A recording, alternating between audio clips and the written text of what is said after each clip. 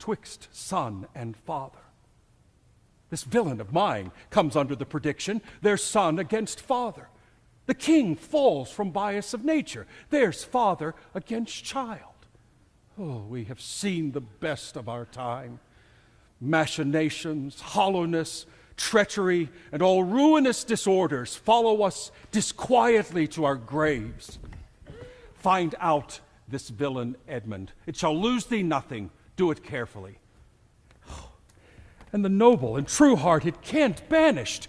His offense, honesty. 'Tis strange, strange.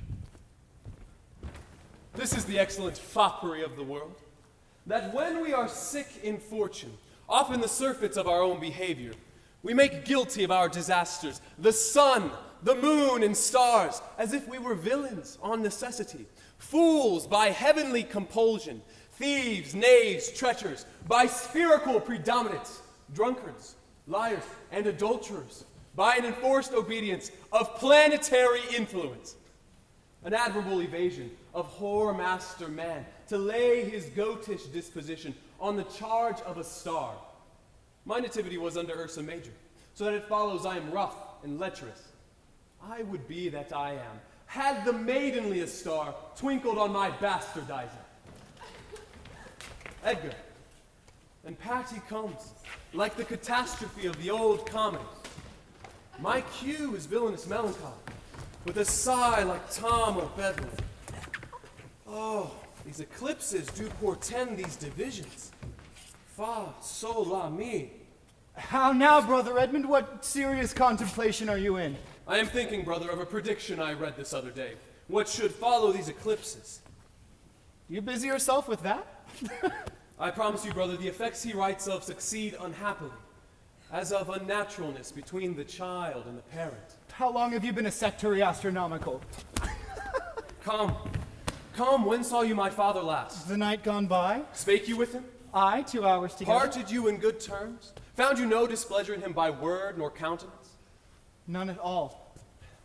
Bethink yourself wherein you may have offended him, and at my entreaty forbear his presence until some little time hath qualified the heat of his displeasure, which at this instant so rageth in him. Some villain hath done me wrong. That's my fear. Retire with me to my lodging, from whence I will fitly bring you to hear my lord speak. Pray ye go. There's my key. If you do stir abroad, go armed. Armed, brother. Brother, I advise you to the best. Go armed. I have told you what I have seen and heard, but faintly nothing like the image and horror of it. Pray you away. Shall I hear from you anon? I do serve you in this business. A credulous father, and a brother noble, whose nature is so far from doing harms, he suspects none. I see the business. Let me, if not by birth, have lands by wit. All with me's meet, that I can fashion fit.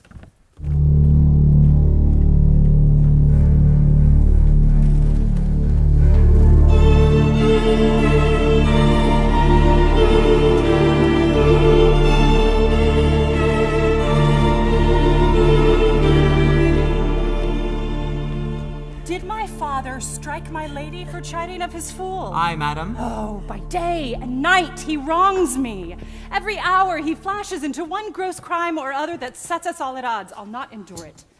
His nights grow riotous, and himself upbraids us on every trifle. When he returns from hunting, I will not speak with him. Say I am sick. Madam, he's coming, I hear him. Put on what weary negligence you please. If he distaste it, let him to my sister. Very well, madam. And let his knights have colder looks among you. What grows of it, no matter. Advise your fellows so. I'll write straight to my sister. Prepare for dinner.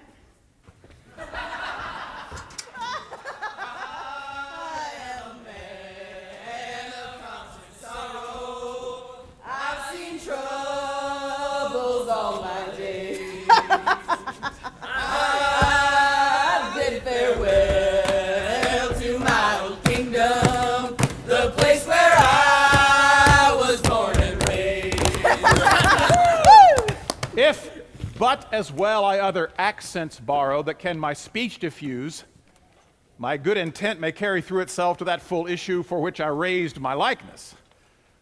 Now, banished Kent, if thou canst serve where thou dost stand condemned, so may it come thy master, whom thou lovest, shall find thee full of labors.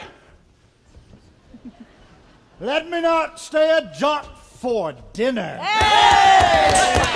Go get it ready. Hey. Well, now, what art thou? A man, sir, What wouldst thou with us? to serve him truly that will put me in trust, to love him that is honest, to fight when I cannot choose, and to eat no fish. What art thou? A very honest-hearted fellow. What wouldst thou? Service. Who wouldst thou serve? You. Dost thou know me, fellow? No, but you have that in your countenance, which I would fain call master. What's that? Authority. What services canst thou do? I can keep honest counsel, ride, run, mar a curious tale in the telling it, and deliver a plain message bluntly. Follow me. Thou shalt serve me. All If right. I like thee no worse after dinner, I'll not depart from thee yet. Dinner! Ho! Dinner! Ha, where's my knave, huh? My fool. Go call my fool hither. You fellow, where's my daughter? So please you, What says the fellow there? Call the clot pole back. Where's my fool? Huh? I think the world's asleep. Oh, how now? Where's that mongrel? He says, my lord, your daughter is not well. Why came not the slave back to me when I called him? Sir, he answered me in the roundest manner he would not. He would not. My lord, I know not what the matter is, but to my judgment, your highness is not entertained with that ceremonious affection as you were wont. Thinkst thou so? I beseech you pardon me, my lord, if I be mistaken, but my duty cannot be silent when I think your highness wronged. Thou but rememberest me of mine own conception. I have perceived a most faint neglect of late, which I rather blamed on my own jealous curiosity than a very pretense and purpose of unkindness. I will look into it. But where's my fool? I've not seen him this 2 days. Since my young lady is going into France, my lord, the fool hath much pined away. No more of that. I've considered it well. Go you, tell my daughter I would speak with her. Go you, call my fool hither. You, sir, you, come hither, sir. Who am I, sir? my lady's father. My lady's father. My lord's knave. You dog, you slave, you cur. I am none of these, my lord. I beseech your pardon. Do you bandy looks with me, you rascal? I'll not be strucken, my lord. Oh! Nor tripped neither? You base football player? I thank thee, fellow. Thou servest me, and I'll Rise! let you Away! I'll teach you differences. Away! Away! Go to! Now, my friendly knave, I thank thee. There's earnest for thy service. Let me hire him too. Here's my coxcomb. Oh! How now, my pretty knave? How dost thou? Sirrah, you were best take my coxcomb. Why, fool? Why? For taking one's part that's out of favor. Here, take my coxcomb. Why, this fellow was banished to his daughters and did the third a blessing against his will. If thou follow him, thou must needs wear my coxcomb. How now, nuncle? Would I had 2 coxcombs and 2 daughters. Why, my boy? If I gave them all my living, I'd keep my coxcomb myself. There's mine. Beg another of thy daughters. Take heed, Sarah, the whip. Truth's a dog that must to kennel. He must be whipped out. Pestilent gall to me. Sirrah, I'll teach thee a speech. Do. Mark it, nuncle. Have more than thou showest. Speak less than thou knowest. Lend less than thou owest. Ride more than thou goest. Leave thy drink evermore, and keep in a door, and thou shalt have more than 2 tens to a score. This is nothing, fool. Then 'tis like the breath of an unfeed lawyer. You gave me nothing for it. Canst thou make no use of nothing, nuncle? No, boy. Nothing can be made out of nothing. Prithee tell him so much the rent of his land comes to. He will not believe a fool.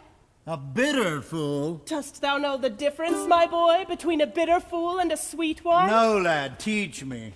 That Lord that counseled thee to give away thy land, come place him here by me, do thou for him stand.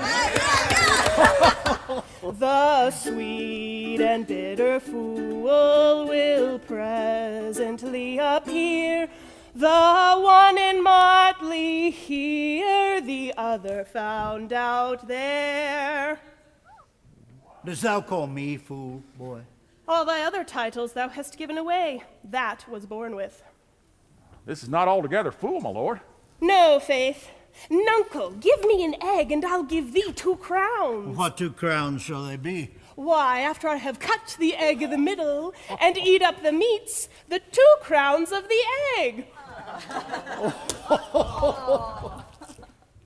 When thou clovest thy crown in the middle and gavest away both parts, thou borest thine ass on thy back o'er the dirt. Thou hadst little wit in thy bald crown when thou gavest thy golden one away. Fools had ne'er less grace in a year, for wise men are grown foppish. When were you wont to be so full of song, Sarah? I have used it, nuncle, ere since thou madest thy daughters thy mothers. For when thou gavest them the rod and putst down thine own breeches, then they for sudden joy did weep, and I for sorrow sung, that such a king should play bo peep and go the fools among.